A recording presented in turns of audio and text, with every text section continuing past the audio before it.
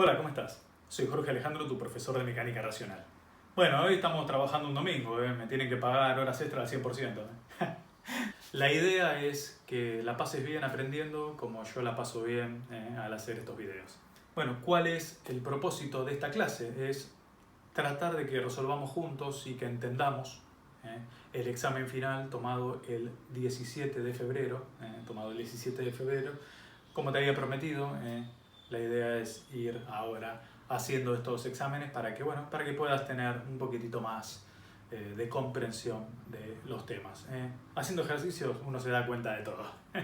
Un examen extenso que merece ser considerado de tal forma, por eso la clase hoy por ahí se me estira un poquitito. Sobre todo el primer ejercicio, el de cinemática del rígido plano, un ejercicio que siempre trae complicaciones, por eso prestale atención, que si andás con dificultades en ese tema, es para vos esta clase. ¿Sí? Si no sabes movimientos relativos ni vibraciones, ni te presentes al final, amigo. Bueno, nada. Espero que sea de tu agrado esta clase y bueno, si te parece bien, arrancamos.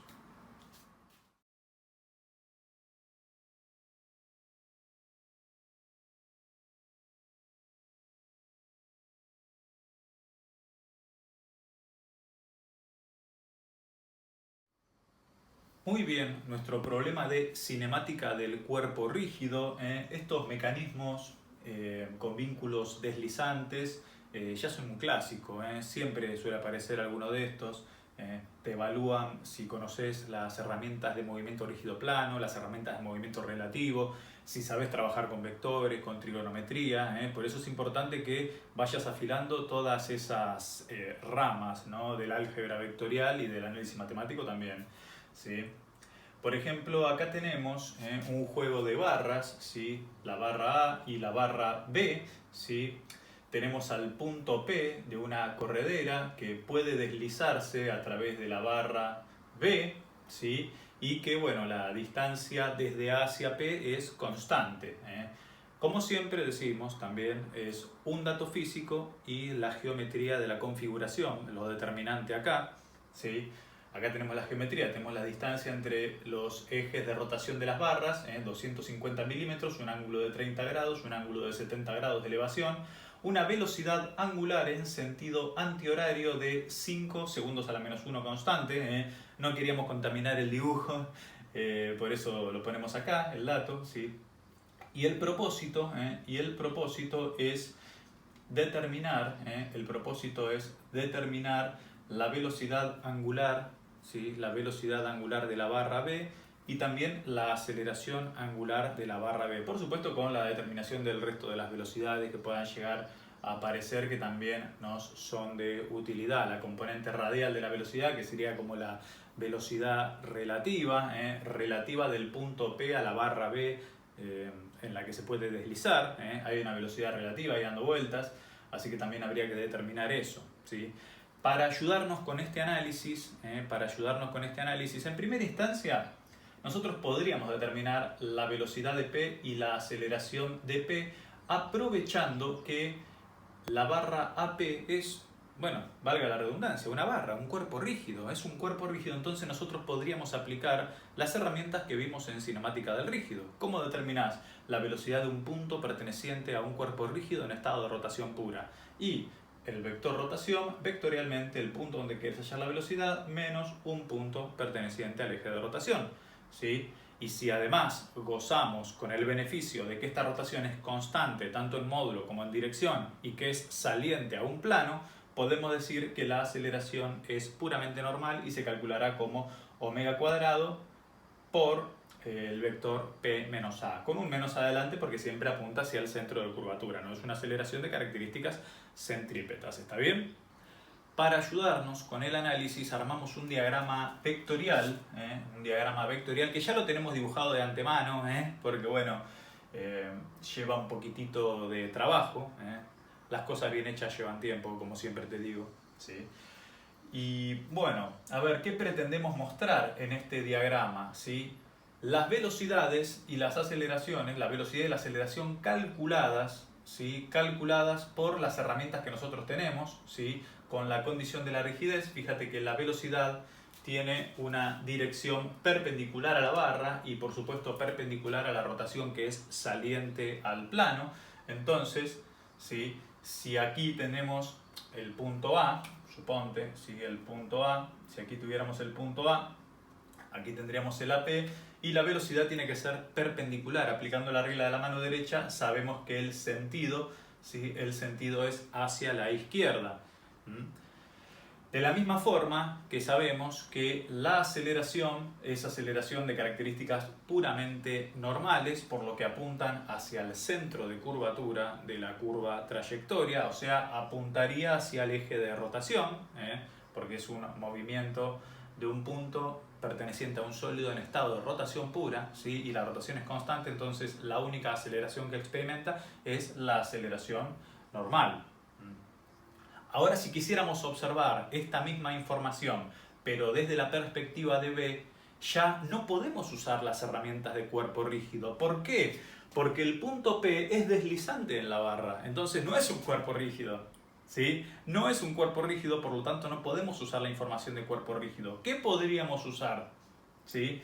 Podríamos usar, ¿sí? La barra, ¿sí? La barra B. ¿Sí? Acá este punto sería B', estrictamente hablando el punto B estaría por acá atrás, pero bueno, no me alcanza el pizarrón. Pero lo que importa es que entiendas que va por esta dirección. ¿Sí? Si este es el vector de la velocidad de P, nosotros podríamos proyectar sobre la barra B, ¿sí? Ese vector velocidad y tendríamos la velocidad relativa del punto P respecto a la barra, que si trabajáramos desde esta referencia en un sistema radial transversal, sería la componente radial del vector velocidad. ¿Sí? Sería la componente radial del vector velocidad. Fíjate, acá está expresado el E sub R, que coincide con el versor radial. Algunos libros ponen E sub R, algunos libros ponen la R con el cerito, así que sería lo mismo. Pero está haciendo mención a que este es el versor radial, desde la perspectiva del polo B. Ahora, ¿qué pasa? Nosotros también podríamos proyectar sobre la perpendicular a este versor radial, que sería nuestro versor transversal, ¿sí? Sería nuestro versor transversal y tendríamos la velocidad, la componente transversal del vector velocidad, que sería como nuestra velocidad de arrastre, ¿sí? Nuestra velocidad de arrastre. Y el cálculo, ¿sí? El cálculo de la velocidad de arrastre o de la componente transversal del vector velocidad es el radio vector que podemos determinar por relaciones trigonométricas, como vamos a ver ahora, por la velocidad angular de B, que también es algo que nos piden. O sea que tendríamos la información como para arrancar. ¿Qué más acá? ¿Qué más? Podríamos también a la aceleración descomponerla según la componente radial y según la componente transversal, y tendríamos también una información mayor del movimiento, teniendo en cuenta cómo se puede llegar a acelerar. Fíjate que con las proyecciones no hace falta acá saber mucho análisis matemático. Con las proyecciones de álgebra, sí, tenés que saber álgebra y tenés que saber trigonometría. Pero con las proyecciones nosotros podemos darnos idea de cómo vienen estos vectores, ¿sí? Te voy a dejar igual ahora un detalle del dibujo como para que puedas apreciarlo mejor desde cerca, porque vale la pena que le prestes atención a cómo viene, ¿sí?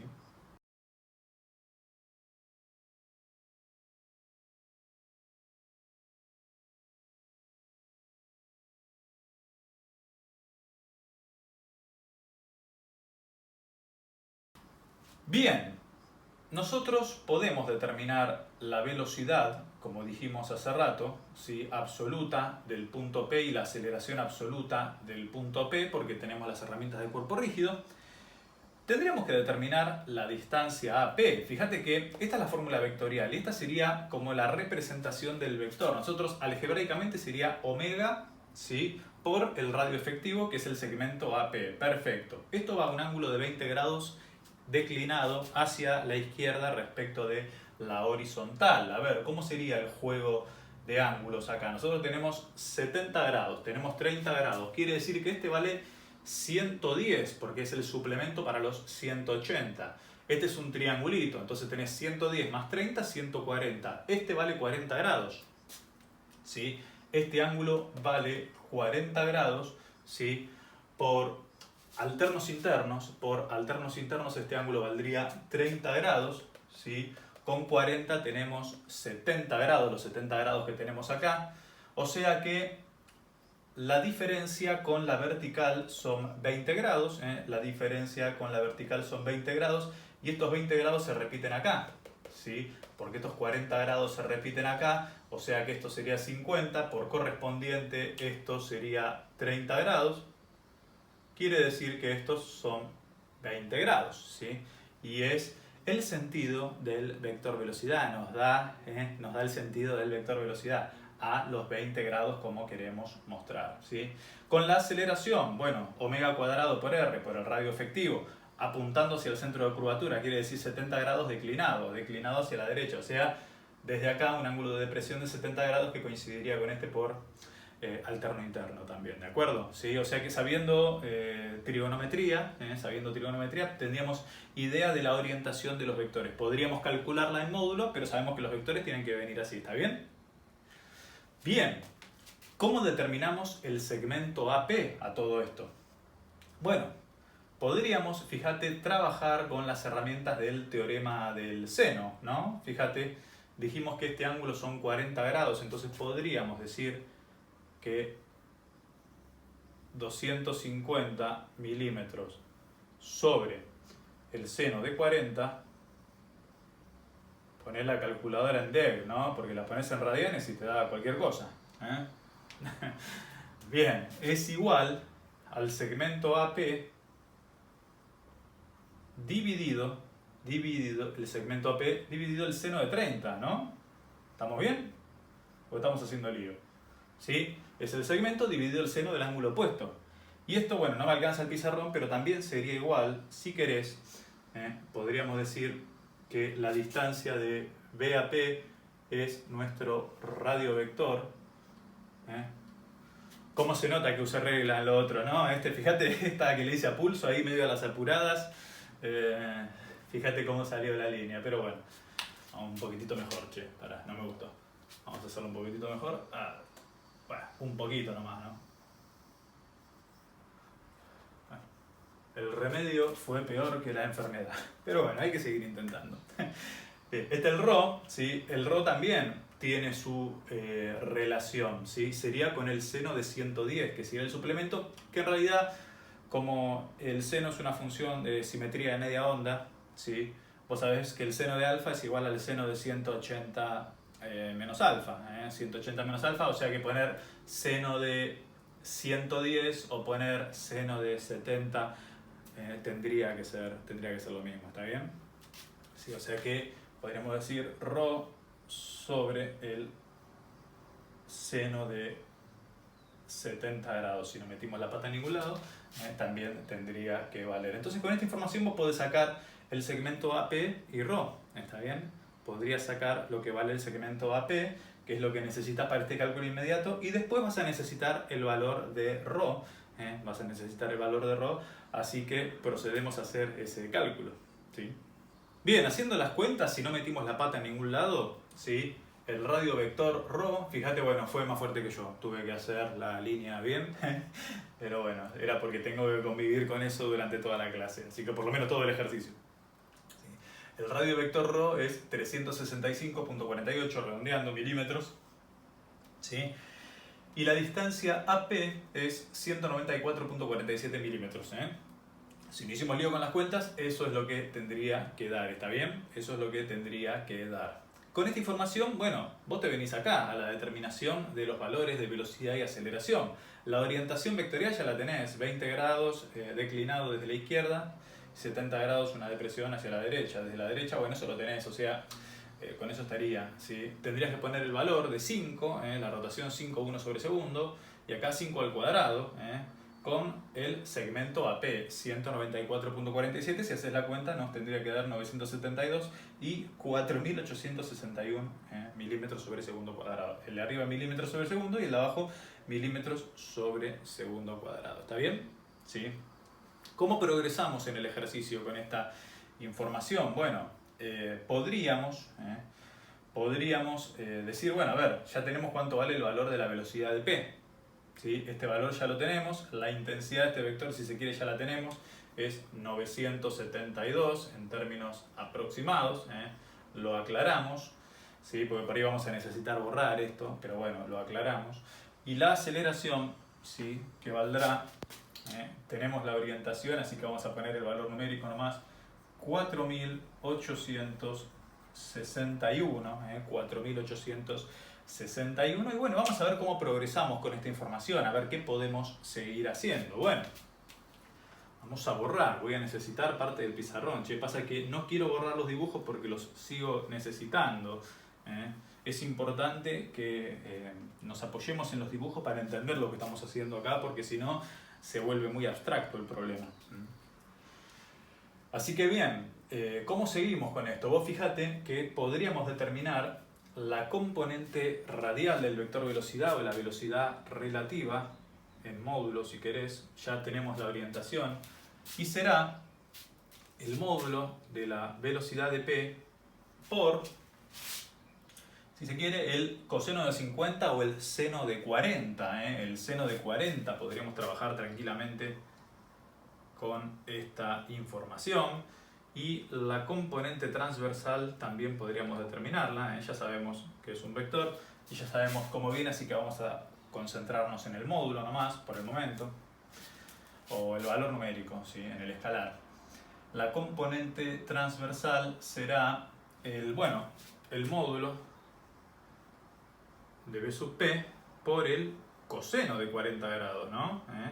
Si no hicimos lío, así tendrían que ser las proyecciones de las velocidades, ¿sí? Las proyecciones de las velocidades, ¿sí? Y también podríamos obtener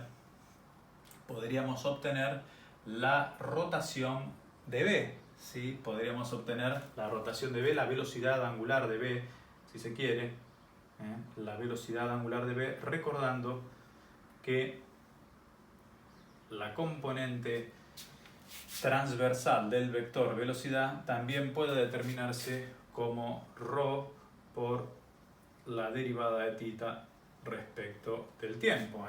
Recordando que el vector velocidad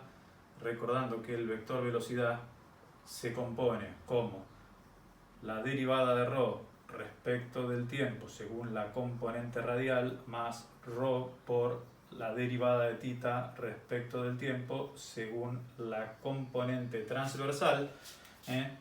No sería descabellado pensar, obviamente, que esta hace mención a la velocidad relativa y esta hace mención a la velocidad de arrastre. ¿Cómo determinás fácilmente los parámetros de arrastre de un movimiento supuestamente relativo? Los parámetros de arrastre los determinás haciendo de cuenta que hay un vínculo sólido entre P y B. ¿Sí? Haciendo de cuenta, ya sé que se puede deslizar, ya sabés que se puede deslizar, lo sabemos todos, pero tenemos que hacer de cuenta que hay un vínculo sólido entre P y B. Y si hubiera un vínculo sólido entre P y B, ¿cómo determinás la velocidad de arrastre?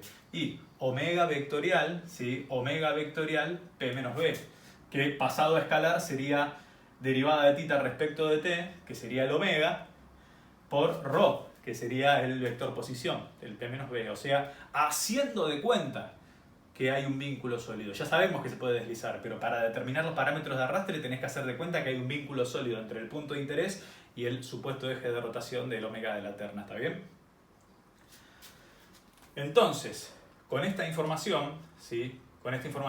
Presta atención también a cómo están los versores, porque por cómo viene esto, el valor de la velocidad de arrastre tendría que ser negativo. Obviamente el ρ es siempre positivo, quiere decir que la derivada de θ respecto del tiempo, debe ser negativa, lo cual es lógico, ¿no? Porque si esto se desplaza hacia acá, da idea de que este va bajando, ¿no? En ese momento da idea de que este va bajando, entonces si va bajando va en desmedro del ángulo, si se quiere. En desmedro del ángulo, este sería el ángulo θ, por si estás ahí medio en bolainas. Este sería el ángulo θ, entonces va en decrecimiento del ángulo, por eso la derivada del ángulo es menor que 0. Y lo cual tiene lógica, ¿no? Como para no violar la condición de la rigidez total, si esta proyección es transversal hacia abajo, la rotación de B viene orientada de esta manera. Ahí tendrías el omega de b que nosotros podemos determinar perfectamente. Que podemos determinar perfectamente porque es la derivada del ángulo respecto del tiempo. El omega de b. Nosotros vamos a concentrarnos en el módulo, pero lo que quiero decirte es que este valor es negativo, ¿sí? Y nosotros lo podemos trabajar en módulo. Pero este valor, estrictamente hablando, es negativo. Desde la referencia del crecimiento angular. ¿Sí? Bueno, ¿cómo determinamos el valor de omega de b? Bueno, una vez que determinemos la componente radial y transversal del vector velocidad, ¿está bien? Bueno, fíjate, si no hicimos lío con las cuentas, la componente radial del vector velocidad da 625, 625 orientado de esta manera, entonces vamos a aclararlo acá, ¿sí? 625, las unidades ya sabemos que son unidades de longitud sobre unidades de tiempo, estamos trabajando en milímetros, todo en milímetros, así que no tendríamos que tener dificultades. La componente transversal lo ponemos aquí, vamos a borrar la aceleración, ponemos aquí que es 745, más o menos, 744.85, no olvidemos que esta es la aceleración transversal. Y la rotación, omega de b, que era uno de los ítems a determinar, vale 2.038. También con su unidad, ¿no? Unidad de 1 sobre segundo. Acá, para no empiojar más el dibujo, dejamos esos valores así, ¿está bien?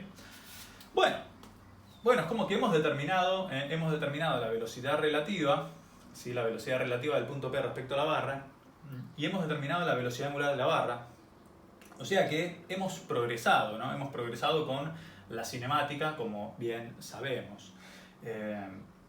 Nos quedaría estudiar un poquitito qué pasa con la aceleración.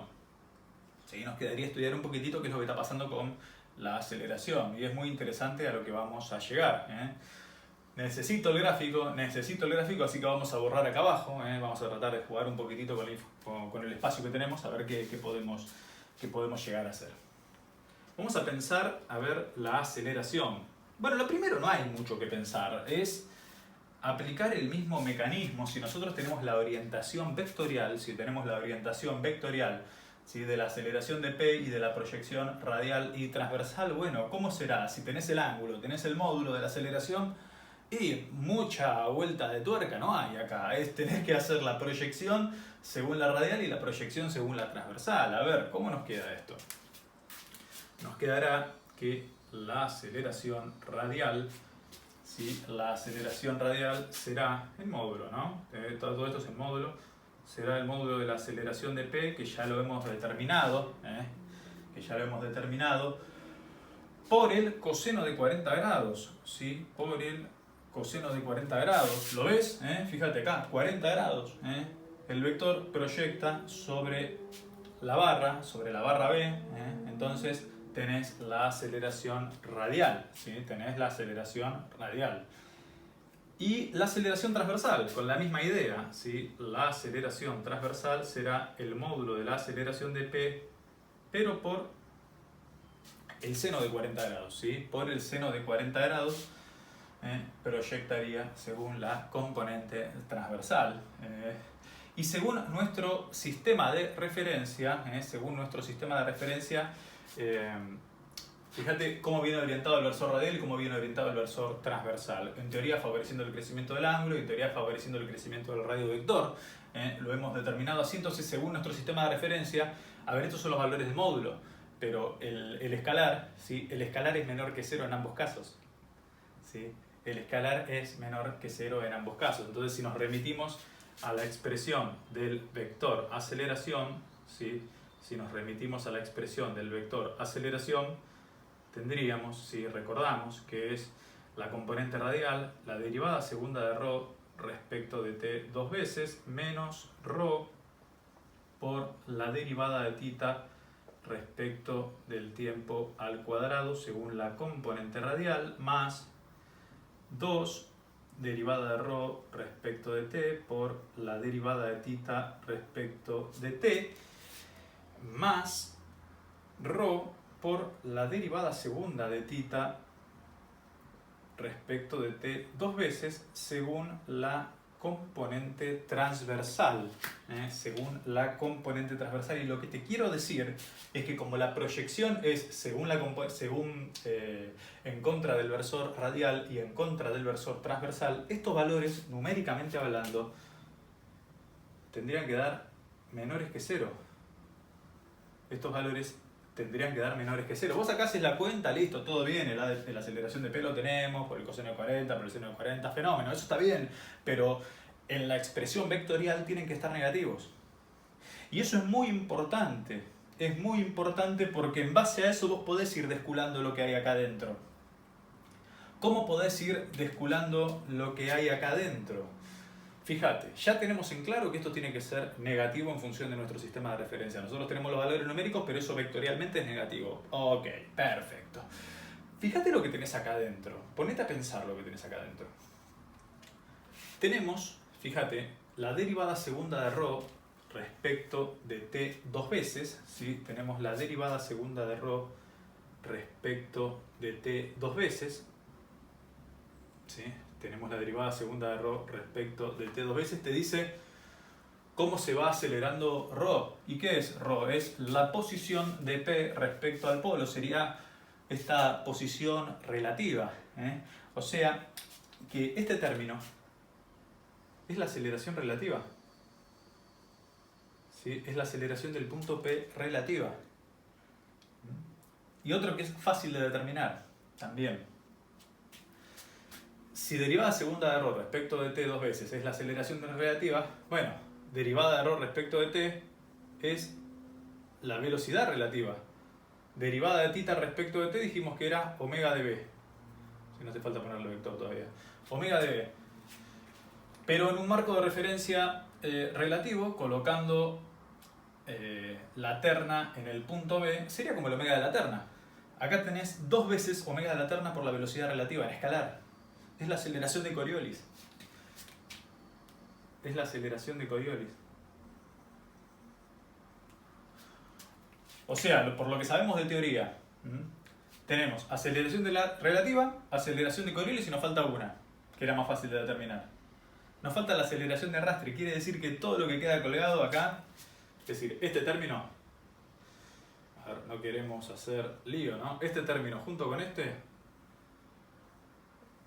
los sumás y te da la aceleración de arrastre. ¿Sí? Y te da la aceleración de arrastre. Y dentro de la aceleración de arrastre, vos acordate que cuál es el concepto para los cálculos de los parámetros de arrastre. Hacer de cuenta que el punto P está rígidamente vinculado al origen. Está rígidamente vinculado. Si está rígidamente vinculado, podríamos aplicar, en teoría, las herramientas de velocidad y aceleración para un cuerpo rígido. ¿Sí? Para un punto perteneciente a un cuerpo rígido. ¿Y qué tenés acá? Acá tenés el menos omega cuadrado R, ¿sí? El menos omega cuadrado R, o sea, sería la aceleración normal. Y acá tenés el R por la derivada segunda de θ respecto del tiempo, que sería el gamma, la aceleración angular. ¿Sí? Sería la aceleración angular, o sea que acá, ¿sí? Acá está la llave para determinar la aceleración angular, que es lo que te falta. ¿Está? ¿Sí? Está la llave para determinar la aceleración angular, pero tenés que tener en claro eso, que podemos expresarlo en coordenadas polares o con las herramientas de movimiento relativo, pero la aceleración absoluta te tiene que dar lo mismo. ¿Sí? Te tiene que dar lo mismo, quiero que lo veas de todas las maneras posibles. La aceleración absoluta te tiene que dar lo mismo y es fácil de darse cuenta, ¿sí? Con los parámetros de arrastre, porque tenemos que hacer de cuenta que el punto P está rígidamente vinculado. De vuelta, ya sabemos que no está rígidamente vinculado, que se puede deslizar. Tenemos que hacer de cuenta como sí. Para determinar la velocidad de arrastre y aceleración de arrastre bajo cualquier condición, lo que tenés que hacer de cuenta es que el punto de interés está rígidamente vinculado a la terna. Podés trabajarlo como cuerpo rígido. Esa es la llave, ¿sí? Así que bueno, vamos a tratar de ordenar un poquitito esta información. Vamos a tratar de ordenar un poquitito esta información y a ver cuánto da cada una de estas componentes. Por lo menos la aceleración radial y transversal, como para tratar de descular un poquitito más acá. ¿Te parece bien?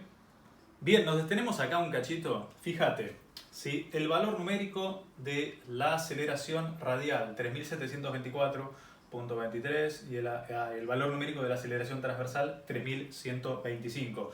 Si lo colocamos según las componentes del vector aceleración en coordenadas polares, ¿sí? Fíjate, la proyección radial da en contra, ¿sí? Da en contra del crecimiento del sistema de referencia, es negativa, ¿sí? Es negativa, ¿sí? Este término, ¿sí? Este término que podíamos determinarlo perfectamente por la aceleración de arrastre, porque tenemos la velocidad angular, el omega de b, ¿sí? Tenemos el omega de b al cuadrado por el rho, podemos determinarlo, da 1518, ya viene el menos forzado, o sea, ese apunta hacia el centro de curvatura también del punto B ficticio, ¿no? Del punto B del polo que sería nuestro centro ficticio del cuerpo rígido. Bien, con eso estamos. Con esta información, ¿sí? Con esta información sumando este término, si querés, podrías determinar, ¿sí? Podrías determinar la derivada segunda de ρ o el ρ segunda, que sería la aceleración del punto P relativa. Que sería la aceleración del punto P relativa. ¿Y qué otra información tenemos como útil? ¿Qué es lo que nos interesa también? Fíjate, nosotros tenemos que la componente transversal también va en contra de su sistema de referencia, de su crecimiento angular positivo, o sea, menos 3125. Y acá tenés como cálculo de la aceleración de Coriolis, porque no olvides que esta es la derivada de ρ, que era la velocidad relativa, que era 625, por la derivada de θ respecto de t, que es 2.038. Y acá te tenés que avivar de esto, ¿sí? El crecimiento angular es negativo, ¿sí? El barrido angular respecto del tiempo es negativo porque va en contra de nuestro crecimiento angular. O sea que esta derivada es, en el valor numérico, cuando vos querés ordenar las componentes del vector, es menos 2.038. Menos 2.038, por eso la cuenta da un resultado negativo. Con esta información sacarás el ρ por la derivada segunda de θ respecto del tiempo. El ρ lo tenés, o sea que el gamma de b, que es la derivada segunda de θ respecto del tiempo dos veces, podrías sacarlo como menos 3125 más 2548, todo esto dividido de lo que vos dijiste que era el valor numérico de ρ, 365.48. Bueno, a ver hasta dónde vamos a meter la coma, ¿no? En este orden de magnitud, pero bueno, ahí tendrías la determinación de la aceleración angular y también va a tener este sentido, ¿sí? Fíjate que prevalece el negativo, va a tener el sentido antihorario, el sentido saliente al pizarrón. ¿De qué otra forma podrías darte cuenta? ¿Sí? ¿De qué otra forma podrías darte cuenta que la aceleración de Coriolis es negativa respecto del sistema de referencia? Que por lo menos que viene orientada hacia abajo, que tiene el mismo sentido que el vector aceleración transversal definitivo. ¿De qué otra forma podrías darte cuenta? No olvides, acordate que la aceleración de Coriolis, ¿sí? La aceleración de Coriolis es 2 veces omega de la terna vectorial la velocidad del punto P relativa. ¿Sí? Esta sería la aceleración del punto P de Coriolis, ¿no? ¿Y cómo viene el omega de la terna? El omega de la terna viene saliente al pizarrón, ¿sí? Viene saliente al pizarrón. ¿Y la velocidad relativa cómo viene? Y para allá, fíjate, según esto. O sea, tendrías que hacer el producto escalar de algo saliente al pizarrón, el producto vectorial, perdón, digo, de algo saliente al pizarrón, vectorial algo que va hacia allá arriba, hacia el noroeste. El pulgar que te indica. ¿Y en este sentido? O sea que la aceleración de Coriolis, el sentido de la aceleración de Coriolis es en contra del crecimiento transversal, por lo tanto la aceleración de Coriolis es negativa. Bueno, reemplazando los valores y dándole identidad al vector o dándole carácter vectorial a estos valores numéricos, la aceleración relativa, ¿sí? 2206 milímetros sobre segundo cuadrado orientada, ¿sí? Orientada hacia abajo también, ¿sí? hacia el polo. Y la aceleración angular 1.58, 1 sobre segundo cuadrado, también en sentido antihorario, o sea que favorecería el crecimiento o el decrecimiento angular. Si uno esto lo expresara en términos, el ρ segunda, si vos el ρ segunda lo expresáramos en términos, de ρ segunda y de θ segunda, y los valores serían negativos, ¿no? Porque el ρ define el crecimiento hacia arriba, entonces el ρ segunda 2206 hacia abajo con el menos, y este sería menos 1.58 con las unidades pertinentes, por supuesto, pero te quiero decir que claro, como va en contra del crecimiento angular y en contra del crecimiento de ρ, es decir, como va en contra de lo que hemos adoptado como referencia positiva, sería negativo desde este punto de vista. Y desde el punto de vista vectorial, bueno, le pones la componente y la flecha hacia donde estaría orientada. Y de esta manera queda resuelto el problema, ¿sí? Hemos determinado mediante las herramientas de cuerpo rígido la velocidad y la aceleración del punto P, ¿sí? Aprovechando que la velocidad angular era constante, hemos determinado la velocidad como un producto vectorial y la aceleración como un doble producto vectorial. En ese sentido hemos progresado fácilmente, aquí con la velocidad y aquí con la aceleración. Después la idea era propagar estos datos a ver qué estaba pasando desde la perspectiva de la barra. Bueno, desde la perspectiva de la barra tendrás una velocidad relativa, ¿sí? Del punto P relativa a la barra, y también obviamente la barra B tiene que rotar para lograr su cometido, y con la información de la velocidad transversal pudimos obtener la velocidad angular de la barra en este instante mostrado. Y esto no se detiene ahí, porque también este análisis lo podemos hacer extensivo para la aceleración. Bueno, si la aceleración viene orientada, ¿sí?, hacia el centro de curvatura, es evidente que la proyección radial viene así, que la proyección transversal viene orientada de esa manera, como pudimos justificar acá. Y con esto nosotros tenemos la idea de que la aceleración radial depende de la aceleración relativa y parte de la aceleración de arrastre, sería la aceleración centrípeta de arrastre, y la aceleración transversal depende de la aceleración de Coriolis y de la aceleración tangencial de arrastre, si querés verlo así. De la aceleración de Coriolis y aceleración tangencial de arrastre, y con esa información pudimos obtener la variación relativa de ρ dos veces y la variación relativa de θ también, o la variación de θ dos veces, que bueno, traducido al carácter vectorial serán la aceleración relativa y la aceleración angular. Bien, a menudo te puede llegar a parecer, ¿no? Te puede llegar a parecer que bueno, que no te gusta mucho trabajar con vectores y te gusta más la matemática, ¿no? El análisis matemático. Bueno, hay una alternativa para determinar la aceleración angular también de forma digna. ¿Y cómo sería esto? ¿Cómo sería? La idea es que trabajes con los vectores en forma genérica, si se quiere. Bueno, acá fíjate, me tomé el atrevimiento de poner el alfa, que es el medido respecto de la vertical. Sería lo mismo, nada más, pero sería más fácil para poder apreciar lo que quiero mostrarte. Quiere decir que este ángulo es 90 más alfa, 90 más alfa. En este caso alfa es 20 grados. 90 más 20 sería 110 grados, que era lo mismo que vimos antes. Está bien eso. Bueno, esto quiere decir que este ángulo es alfa. Quiere decir que este ángulo, el que aparece acá, ¿sí?, será entonces 180 menos θ menos 90 menos alfa, ¿sí? O sea, será en todo caso 90 grados menos alfa menos θ. Si ese ángulo es 90 grados menos alfa menos θ, ¿sí?, si ese ángulo es 90 grados menos alfa menos θ, quiere decir que este ángulo, ¿sí?, porque acá tenés 90 grados, es alfa más θ, ¿sí? Quiere decir que este ángulo es alfa más θ para llegar a 90 grados. Si este ángulo es alfa más θ, este ángulo es alfa más θ. O sea que determinando la velocidad de P, como hiciste antes, con el omega por AP, con previa determinación de AP mediante el teorema del seno, como ya sabes, podrías, fíjate, determinar la componente transversal como velocidad de P por el seno de alfa más θ, que sería la proyección opuesta, ¿sí? Sería la proyección opuesta, por eso hemos determinado bien la velocidad transversal. Habiendo determinado ρ también, con esta información podés determinar la rotación de B en forma de función, que es la componente transversal dividido ρ. ¿Qué te quiero decir? Si ordenás un poquitito el valor que te da, aquí tendrías la velocidad angular de B en forma de función, considerando que estos ángulos varían, ¿sí?, que estos ángulos varían, θ y alfa van variando.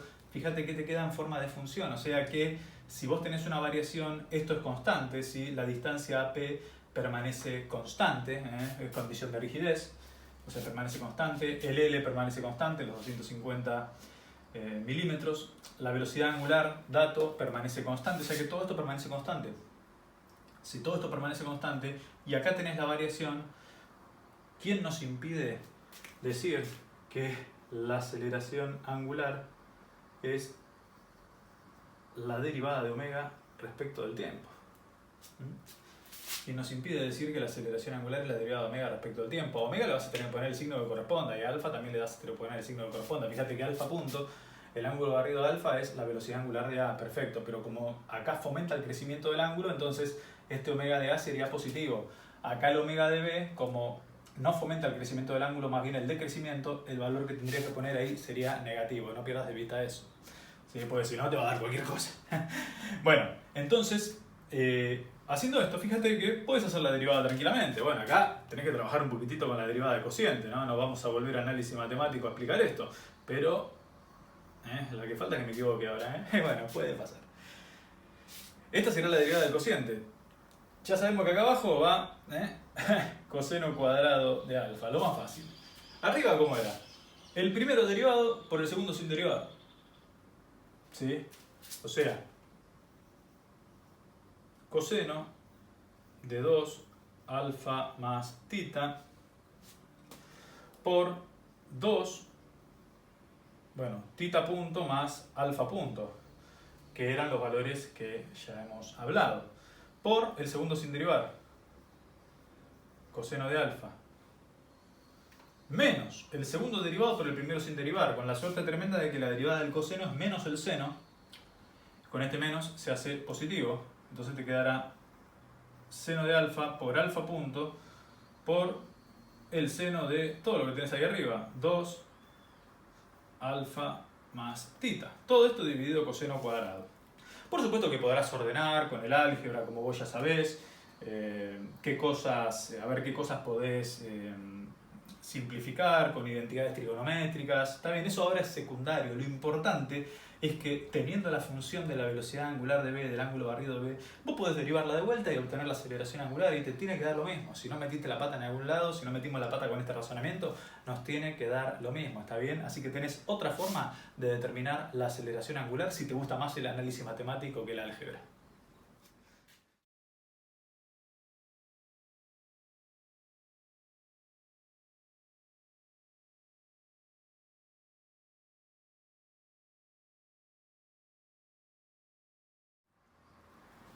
Bien, tenemos el sistema de retropropulsión del cohete, lanzamiento vertical. Lanzamiento vertical, este no lo estudiaba nadie, viste que a veces se toma. Bueno, esto vas a ver el detalle acá del planteo de la ecuación diferencial que vamos a describir a continuación. Lo vas a ver en el anexo número 3. Anexo número 3, ahí hago bien en detalle el planteo de la cantidad de movimiento inicial, la cantidad de movimiento final, la fuerza exterior, que aparece el peso ahí dando vueltas, en el caso de que quieras considerar la resistencia del medio. Te recomiendo, si no lo viste, el anexo número 3 tiene bien detallado el planteo en el sistema de una etapa y de dos etapas, ¿sí? El planteo de la ecuación diferencial que vamos a ver a continuación. Bien. Nosotros tenemos la influencia del campo gravitatorio en la primera instancia, tenemos el m sub 0, m sub 0 que es la masa inicial de la formación considerando el combustible y considerando la cabina, eso sería toda la formación. Tenemos U, que es la velocidad relativa de los gases de escape. ¿De los gases de escape relativa a qué? Relativa a la cabina. De los gases relativa a la cabina, esa es la velocidad relativa, el valor es U. M chiquita es la masa del combustible que nosotros podemos quemar como para lograr esta ganancia de velocidad. Así que, si nosotros recordamos un poquitito la ecuación diferencial que define la dinámica en estos casos, en primera instancia vamos a poner la función masa, ¿no? La función masa es el valor m sub 0 menos el caudal másico por el tiempo. Recordando que el caudal másico, ¿sí?, derivada de la masa respecto del tiempo, es menos K, pero si consideramos la masa de combustible a quemar, el caudal másico aquí es positivo. ¿sí? Todo esto está desarrollado en el anexo número 3, como te dije antes. La función es esta. ¿Sí? La función es esta, sin embargo, nosotros en nuestra ecuación diferencial tenemos, vamos a considerar que todavía estamos en un ámbito donde la aceleración de la gravedad no varía, así que podemos considerarla constante, es una buena. ¿Sí? Tenemos el m por g, la fuerza peso, en contra del crecimiento de la velocidad, ¿sí? Obviamente se opone el crecimiento de la velocidad en el lanzamiento vertical. Esto será igual a la masa por la derivada de la velocidad respecto del tiempo, ¿sí? Menos u por k, ¿sí? Siendo u la velocidad relativa de los gases de escape y k el caudal másico. El caudal másico, nosotros podríamos ordenar un poquitito esta ecuación diferencial y lo que nos va a quedar es que u por k se convierte en una fuerza impulsiva, ¿sí? En una fuerza impulsiva para acelerar el sistema, lo cual es lógico, ¿no? El quemado de combustible, o sea, la velocidad de los gases de escape y el caudal másico son una fuerza que permite acelerar a la formación principal, que va perdiendo masa, por supuesto, con esta ley. Como hipótesis de simplificación, ¿no? El caudal másico constante y la velocidad de los gases de escape supuesta constante durante toda la combustión, son hipótesis de simplificación. En los bordes, cuando arranca y cuando termina, eso por ahí no es tan así, pero bueno, eso complicaría mucho más la ecuación. Lo dejamos como hipótesis que nos permiten mantener cierta linealidad en el modelo, ¿está bien? ¿Cómo viene la derivada de la velocidad respecto del tiempo? Entonces es la ecuación diferencial que nosotros tendríamos que resolver integrando. Podríamos pasar dividiendo la masa y lo que te va a quedar es menos g más u por k dividido m0 menos k por t. Y por supuesto que para obtener la velocidad en función del tiempo, al margen de el valor de ayudita de velocidad inicial que puedas llegar a tener, ¿sí?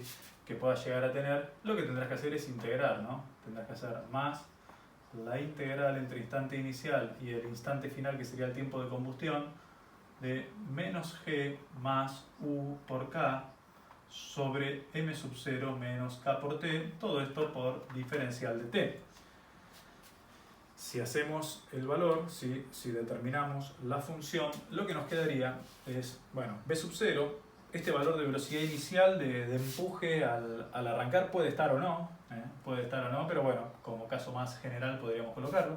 El b0 menos g por t, fíjate que hasta ahí es un tiro vertical,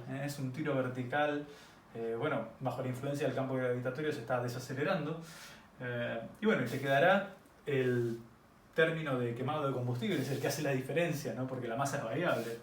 Te quedará esta integral u por el logaritmo natural de m sub 0 dividido m sub 0 menos k por t.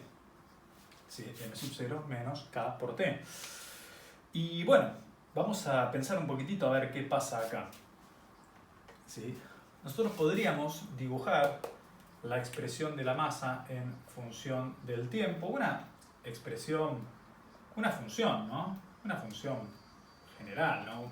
En parte será una función lineal y en parte se mantendrá constante. ¿Cuándo se va a mantener constante? Cuando ya no haya más combustible a quemar.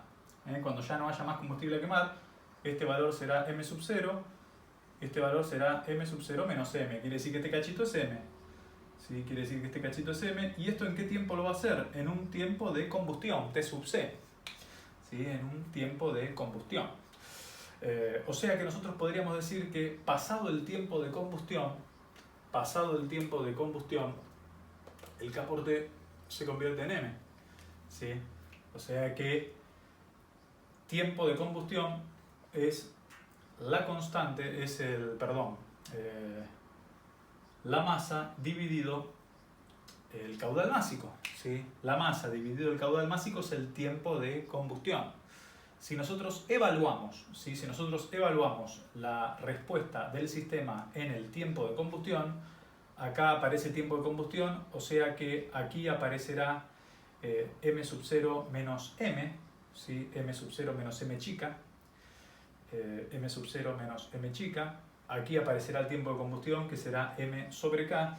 Quiere decir que la velocidad alcanzada, ¿sí? La velocidad alcanzada en el tiempo de combustión es v0 menos g por m sobre la constante de caudal másico más u por el logaritmo natural de 1 sobre 1 menos m chica sobre m sub 0. Estrictamente hablando ya sabemos, ¿no?, que este logaritmo natural es el módulo, pero bueno, esto es siempre positivo, así que no tendríamos problema con eso, ¿sí? Con esta información, fíjate, tenemos la función velocidad y acá es donde nosotros habíamos explicado que podemos sacar mayor velocidad cuanto mayor sea esta relación, ¿no? Cuanto mayor sea esta relación de la masa del combustible a quemar respecto de la masa de la formación principal, ¿sí? De la masa de la formación principal.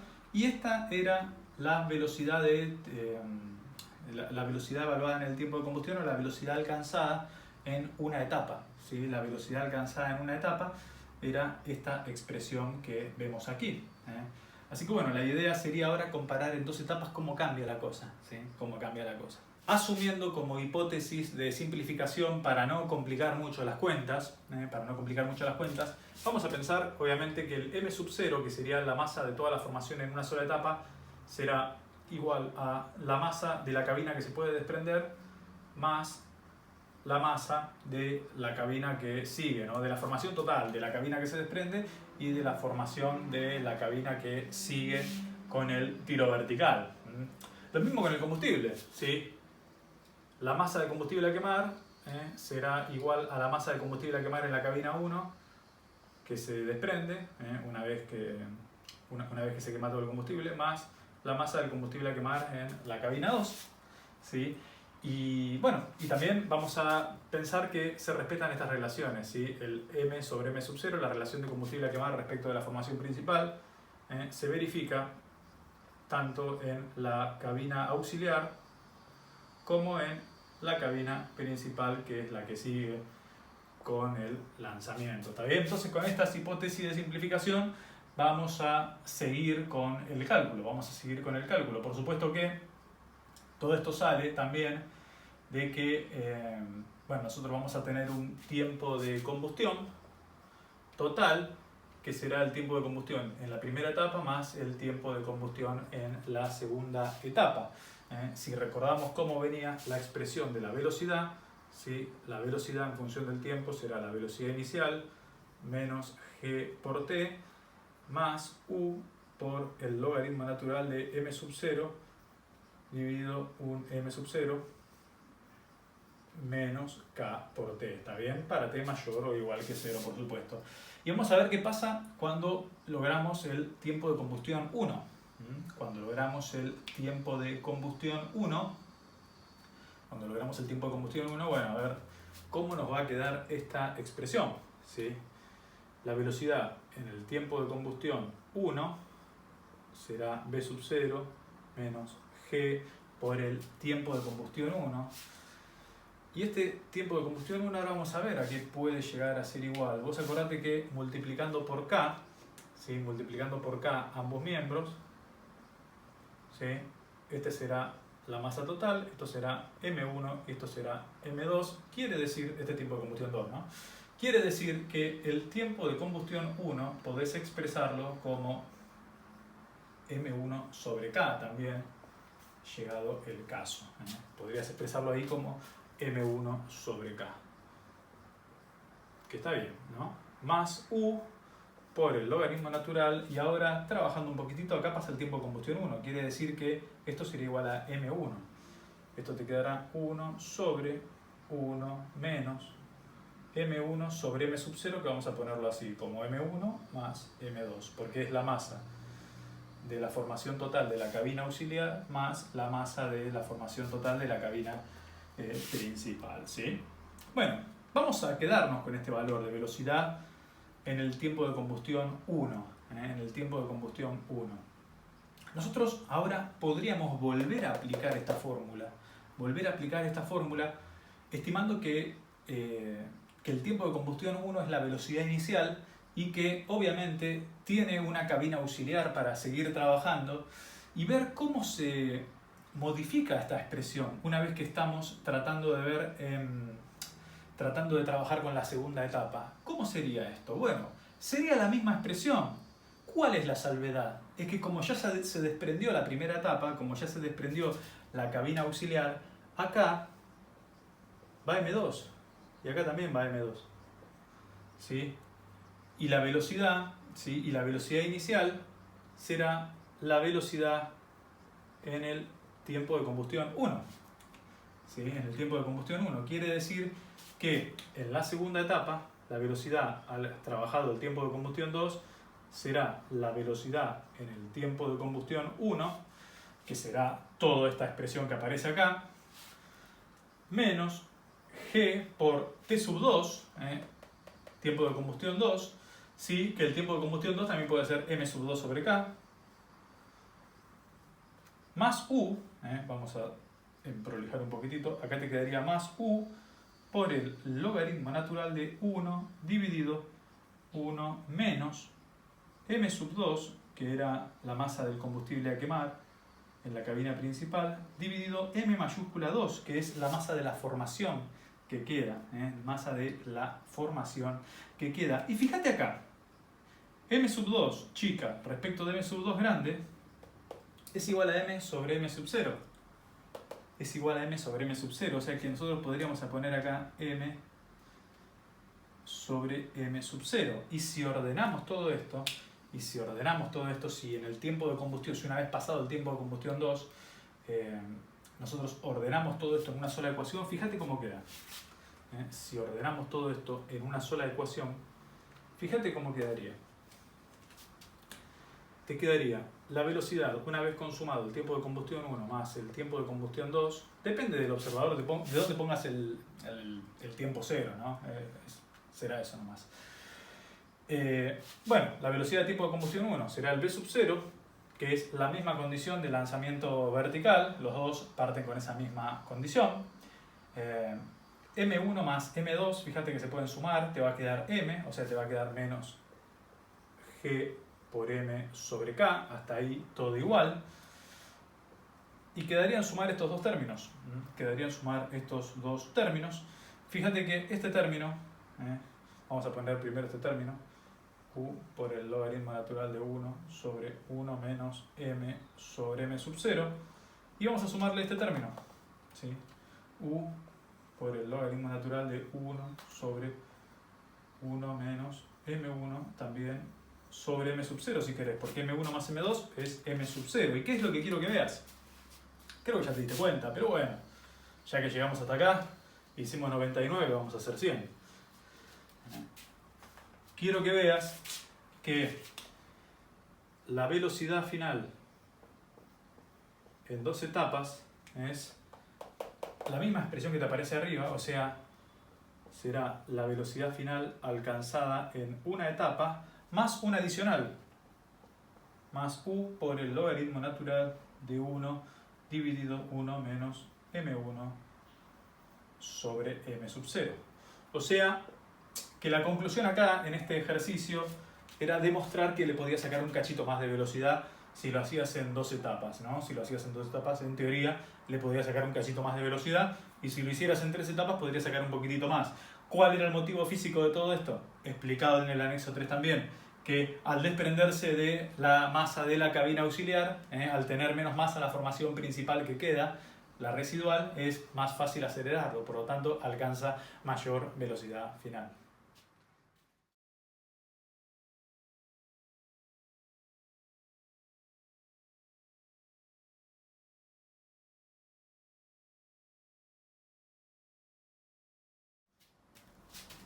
Bien, problema de dinámica del rígido, un problema de una rotación constante y de un ángulo constante, una varilla inclinada, producto, si se quiere, de la acción centrífuga, depende del observador que estés, con el que estés trabajando.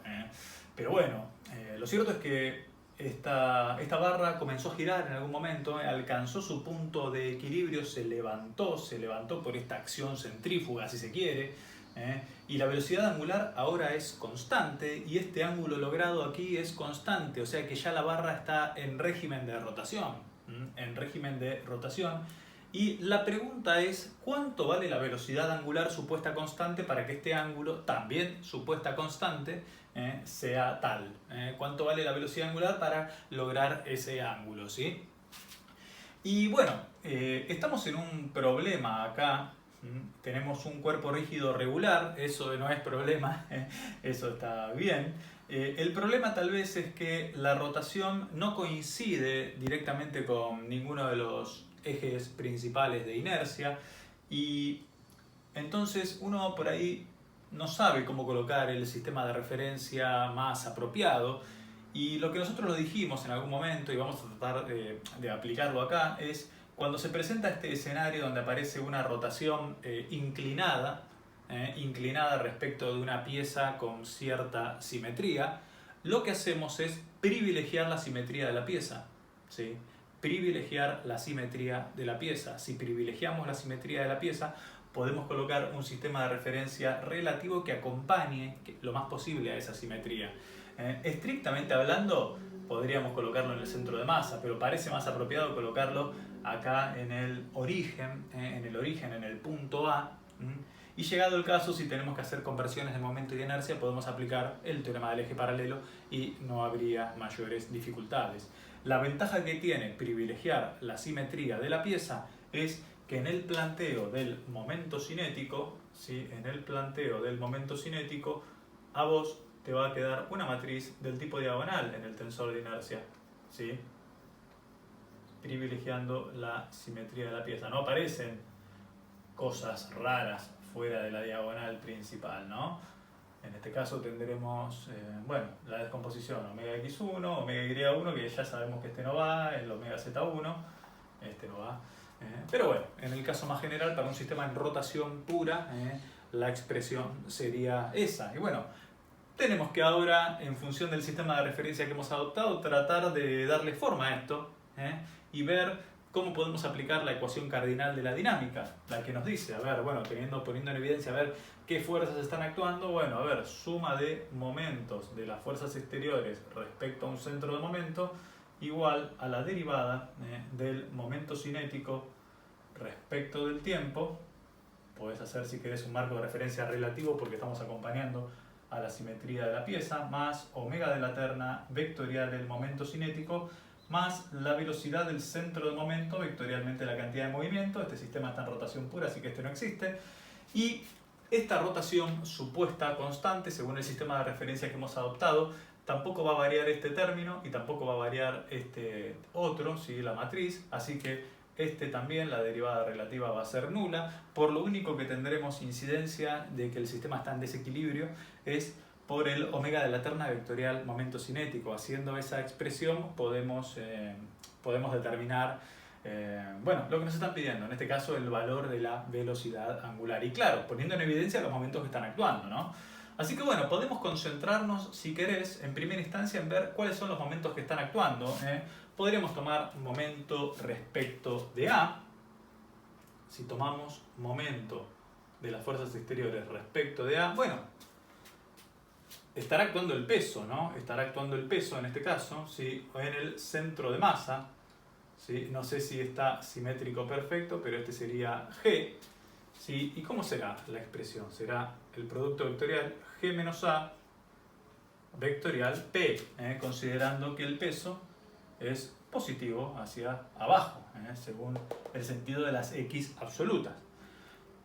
Esto en el producto vectorial lo podéis hacer, no hay problema. Esto te va a quedar, ¿sí? Lo que te va a quedar es un momento negativo según el eje de Z, porque esta terna dextrógira X y Y te da el Z saliente al pizarrón, pero este momento te queda entrante al pizarrón, ¿sí? Te queda entrante al pizarrón tanto para Z como para Z1 que coinciden, ¿sí? En este momento coinciden, así que lo que te va a quedar, ¿sí? Lo que te va a quedar es un momento negativo m por g por la distancia a la que está aplicado. Acuérdate que el peso lo consideramos en el punto medio, ¿no? En el punto medio de la varilla. ¿Qué distancia tenemos? B sobre 2 por el seno de alfa, si no metemos la pata, será B sobre 2 por el seno de alfa, esto según el versor K sub 1. Entonces vamos a guardar, atesorar esta información hasta que podamos descubrir qué es lo que está pasando acá. ¿Sí? Bien, es una varilla delgada, entonces podríamos pensar que el momento de inercia, ¿sí? La capacidad de oponerse al salto de velocidad desde su generatriz, o sea, el momento de inercia respecto de x1, podríamos aproximarlo a 0. ¿Sí? Recordando que el momento de inercia de una varilla respecto al baricéntrico transversal, ¿sí? O sea, mirándolo desde acá afuera o desde acá, ¿sí? Mirándolo desde acá o desde afuera, es 1/12, esto está tabulado, nosotros ya lo hemos trabajado esto, 1/12 de la masa por la longitud al cuadrado, pero como estamos en la punta, ¿sí? Y1 y Z1, como estamos en la punta, ¿cómo lo vas a determinar? Como el baricéntrico más la masa por la distancia al cuadrado, ¿sí? El baricéntrico más la masa por la distancia entre ejes al cuadrado, que sería el teorema de Steiner o teorema de los ejes paralelos, m por b sobre 2 al cuadrado, si es que no hicimos lío, por lo que el momento de inercia de interés Y1 y Z1 es 1/3, un tercio de la masa por la longitud efectiva que es b al cuadrado, ¿de acuerdo? ¿Sí? Así que esto es lo que vos cargarías acá. Y por otro lado tendrías que también definir cuánto vale el omega de la terna. ¿Cuánto vale el omega de la terna? Fíjate que proyecta en Y y proyecta en Y1 y en X1. Proyecta en Y1 y en X1, así que podríamos decir, bueno, mira, el omega de la terna también vale, bueno, ¿cuánto va a valer según X1? Podríamos extender la recta de acción, se despertó Moca, podríamos extender la recta de acción y lo que tendríamos será menos omega por el coseno de alfa según el versor I sub 1, más, fíjate que ahora podemos proyectar según Y1, positivo, omega por el seno de alfa según J1, Y bueno, ya como que tenemos todo para armar bien este vector momento cinético y después hacer el producto vectorial de omega de la terna vectorial momento cinético. Es como que ya tendríamos todo. Mismo podrías aplicar directamente la ecuación de Euler en Z.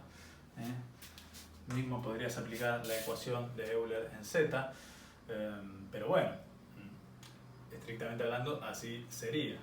¿Sí? El omega de la terna vectorial momento cinético, ¿sí? Que es lo único que permanece vivo a lo que vamos a igualar la suma de momentos de las fuerzas exteriores. ¿Cómo te va a quedar? Omega de la terna vectorial momento cinético respecto de esta referencia. Bueno, I1, J1, K sub 1.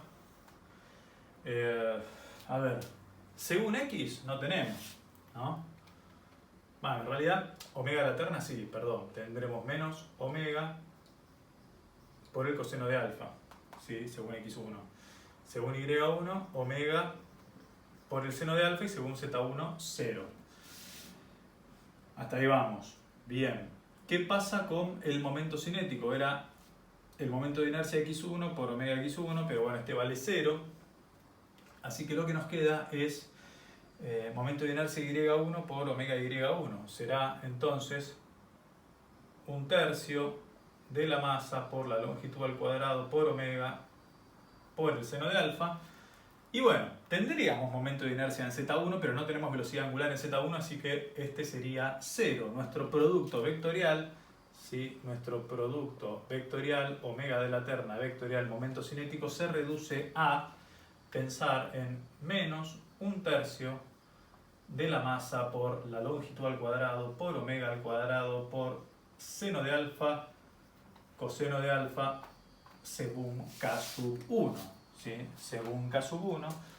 Y de esta manera nosotros nos vamos a agarrar de de esta igualdad y también nos vamos a agarrar de esta igualdad. Bueno, esto sería momento de la fuerza exterior respecto de A.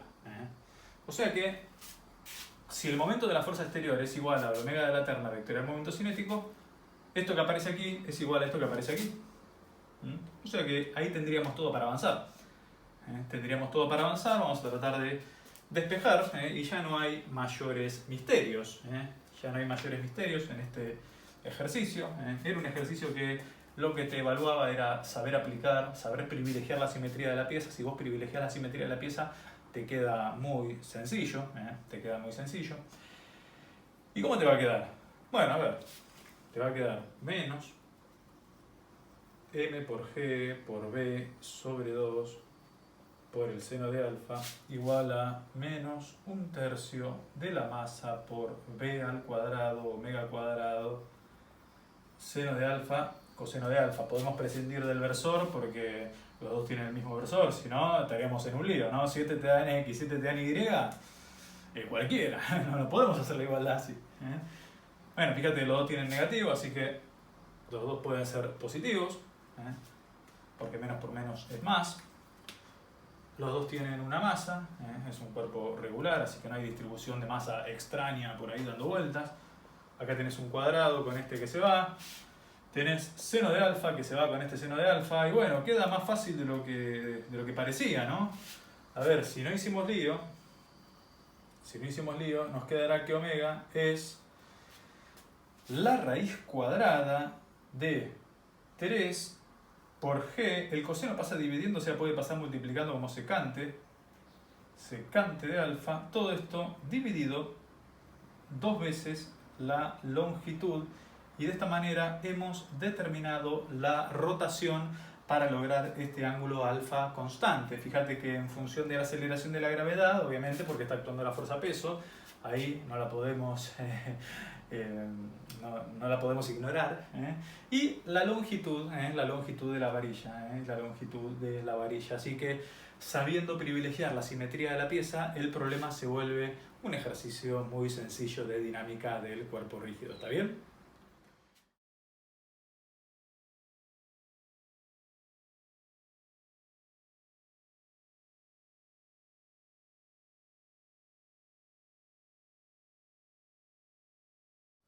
Saluda a mis alumnos. Hola. Bien, el problema de vibraciones, un problema donde tenemos al sistema masa-resorte amortiguador completo, tenemos los datos en unidades del sistema MKS, siempre jodemos con que pongan las unidades, bueno, acá estamos aclarando que es el sistema MKS, por lo tanto no las colocamos porque entendemos que entendés cuáles son las unidades del sistema MKS, ¿sí? Bien, ¿qué es lo que nos piden acá? Es determinar la respuesta y graficar, un gráfico aproximado, no te estoy pidiendo en hoja milimetrada, ¿sí? La función. A ver, un gráfico aproximado, acá lo que se evalúa básicamente es si tenés la idea de cómo viene el gráfico en función de la naturaleza del sistema. Es un sistema libre, está sometido a las fuerzas del propio sistema, fuerza de inercia, fuerza elástica y fuerza de amortiguamiento, rozamiento viscoso. La ecuación diferencial que define la dinámica es la masa por la derivada segunda de la posición, más el amortiguamiento por la derivada primera, más la constante elástica por la posición es igual a 0. Este es un ejercicio de análisis matemático en realidad, ¿no? Fíjate que tenés las condiciones iniciales, posición inicial y velocidad inicial. El punto de quiebre para saber qué tipo de respuesta era, ¿cuál es? Determinar el amortiguamiento crítico. En base a esta información, nosotros podíamos decir, bueno, mira, yo tengo un amortiguamiento real, voy a determinar el amortiguamiento crítico, y bueno, ahí veo qué tipo de respuesta es. A ver, ¿qué te parece? Tenemos 2, ¿sí?, por la raíz cuadrada de 0.1 por 20. 0.1 por 20 es 2. O sea, 2 raíz de 2, que más o menos, si raíz de 2 es 1.41, esto será 2.82 unidades MKS. Quiere decir que nuestro amortiguamiento real es mayor que el amortiguamiento crítico. Esto implica que la respuesta es sobreamortiguada. Bien, entonces como tenemos un amortiguamiento real mayor al amortiguamiento crítico, la respuesta es sobreamortiguada. ¿Sí? La respuesta es sobreamortiguada, y es una respuesta que tarda mucho en llegar a la posición de equilibrio y no oscila. Es una respuesta que no oscila. Si revisas la teoría, ya por las clases 13, 14, por ahí dando vuelta, 12, 13, 14 creo, ¿sí? Ahí donde empiezo con las vibraciones. Ahí en un momento están las vibraciones libres sin amortiguamiento, están las vibraciones libres con amortiguamiento y bueno, después arranca con vibraciones forzadas. Pero bueno, si no viste la clase de vibraciones libres con amortiguamiento, te recomiendo que la veas, como para entender un poquitito de dónde sale todo esto que vamos a desarrollar ahora, ¿sí? La posición, la respuesta natural de un sistema sobreamortiguado, es la constante, si una constante por e a la lambda 1 por t, más b por e a la lambda 2 por t. Entendiendo por lambda 1 y 2 a las raíces de la cuadrática que sale de proponer a la solución de la ecuación diferencial como una función exponencial, ¿sí? Más menos la raíz cuadrada de beta cuadrado menos 4 por m por k, todo esto sobre 2m, ¿sí? Cuando pones un más, ¿sí? Cuando pones un más es lambda 1, cuando pones un menos es lambda 2, es indistinto, podés llamarlo como quieras, lo importante es que entiendas que acá son los exponentes. Los exponentes hacen mención a la raíz de la cuadrática, son reales, distintos y además son negativos. Eso te garantiza que el sistema tiende a disipar su energía, ¿sí? No vayas a poner una exponencial acá positiva porque esto no llega al equilibrio nunca y no es la idea, no es lo que pasa realmente. ¿Está bien? Así que bueno, cuidadito con eso, ¿sí? La expresión que tendría que usar es esto, que es perfectamente determinable en función de lo que tenés. No te tendría que traer dificultades, así que con esto te dejo seguir, ¿sí? Bien, vos tendrías las condiciones iniciales, lo que por ahí tendrías que trabajar es con las condiciones iniciales a ver cómo sigue la cosa, ¿no? Porque bueno, ya sabés cómo viene, ya sabés que es sobreamortiguada, ya sabés cómo determinar cada uno de los parámetros, entonces tendrás que x de t es a por e a la lambda 1 por t más b por e a la lambda 2 por t. Ojo, b no es beta, eso no es beta, es otra letra, así que bueno, cuidado, no es beta, ¿sí? Y bueno, la condición inicial, ¿cómo se justifica? ¿Sí? Posición inicial igual a más b, ¿sí? La suma de estas constantes de integración, vos tenés dos constantes a determinar porque tenés dos condiciones iniciales, ¿sí? Y con la condición inicial de velocidad, ¿sí? Vos lo que tendrás que hacer en realidad es derivar y después reemplazar t por 0. Será lambda 1 por a más lambda 2 por b. Y con esta información vos podrías determinar a y b.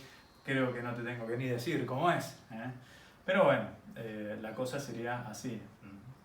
Con esta información vos podés determinar a y b y bueno, sería un sistema de ecuaciones, de dos ecuaciones con dos incógnitas, y esto a esta altura no te tendría que traer dificultades, ¿de acuerdo? Queda ver cómo viene el gráfico, ¿sí? Por supuesto que esto es para t mayor o igual que 0. Quedaría ver cómo viene el gráfico. ¿Qué te parece? ¿Cómo viene? ¿Cómo viene el gráfico? Bueno, condición inicial positiva, velocidad inicial negativa y muy fuerte. Esto, a ver, en realidad hay que demostrarlo, ¿sí? Hay que demostrarlo.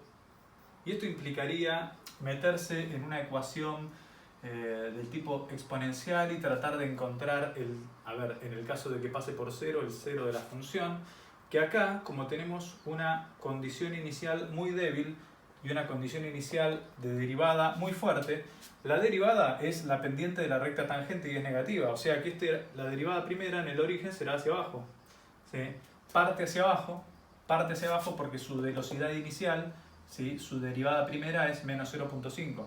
¿Sí? Tenés una posición inicial débil y una velocidad inicial fuerte y negativa. Esto será así. La respuesta tenderá al equilibrio de esta manera, y ese será el gráfico. ¿Cómo justificamos que pasa por cero? Sí, me digo que yo ya lo sé, ¿no? Pero ¿cómo justificamos en realidad que pasa por cero? ¿O cómo podríamos llegar a justificar? Bueno, vos podés forzar esta expresión a cero. ¿Sí? Podrías forzar esta expresión a cero y bueno, jugando con el logaritmo natural vos podés llegar en algún momento a algo estable o algo decente como para determinar este valor de tiempo. La otra es probar con un valor, ¿sí? Con un valor de t sub 1, ¿sí? Tal que x en t sub 1 sea mayor que 0, puede ser cualquier valor inicial o muy próximo al inicial. Probás con un valor t sub 2 un poquitito más lejano, tal que x de t sub 2 es menor que 0. Total, la gráfica es conceptual, es para ver cómo, para que tengas idea de cómo viene. Si existe un tiempo t sub 1 en el cual la posición evaluada en ese tiempo es mayor que 0, que existe, y existe un tiempo t sub 2 en el cual la posición evaluada en ese instante es menor que 0, como esto es una función continua, va a existir un t sub 3, ¿sí? En este caso existe y es único, un t sub 3, tal que la posición evaluada en t sub 3 es igual a 0. Esto es lo que se conoce como el teorema de Bolzano en análisis matemático 1. No nos metemos muy en detalle, pero sabemos que hay un punto, ¿sí? Hay un punto en el cual la función vale 0. Quiere decir que pasa por 0. Y vos me decís, pero no era oscilatorio, ¿cómo pasa? Sí, pasa por 0 una vez, pero no oscila. Para que oscile tiene que ir y venir, ¿sí? Esto no es oscilatorio. Llega al equilibrio desde abajo. ¿Por qué llega al equilibrio desde abajo? Porque la posición inicial es muy débil y la velocidad inicial es muy fuerte y en sentido contrario. ¿Está bien? De esta forma hemos determinado la solución, ¿sí? Que la podés determinar en función de las condiciones que tenés. Podés determinar las condiciones iniciales primero para encontrar el valor de... Podés determinar las constantes en función de las condiciones iniciales para encontrar la respuesta cuál es verdaderamente, y con esto podrás hacer el gráfico. Pero lo que importa es que tengas el concepto. La respuesta es sobreamortiguada. La respuesta sobreamortiguada y el gráfico corresponde a posición inicial positiva y velocidad inicial negativa, y en este caso muy fuerte, ¿está bien? Y de esta forma queda resuelto el ejercicio. Bueno, bien, llegamos al final de la clase, ¿eh? No te mentí, era una clase cargadita. Pasa que hay algunos puntos que merecen ser considerados de muchas maneras para que puedas darte cuenta de cómo vienen las cosas.